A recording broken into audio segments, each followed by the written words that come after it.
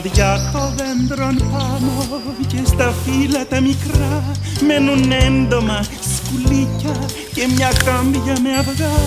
Και πιο κάτω μια χελώνα και μια σαύρα λαχανή παίζουν σκάκι, μαγειρεύουν και ακούνε μουσική. Μουσική, μουσική, μουσική.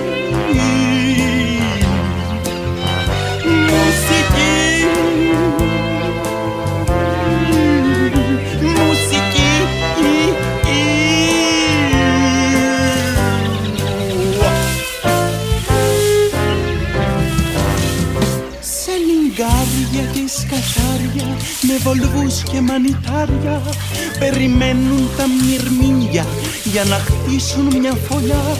Κι όταν φτάσουν οι κίσες, τα κοτσίφια και οι τσίγλες, τότε όλοι ησυχάζουν για να αρχίσει η γιορτή, η γιορτή.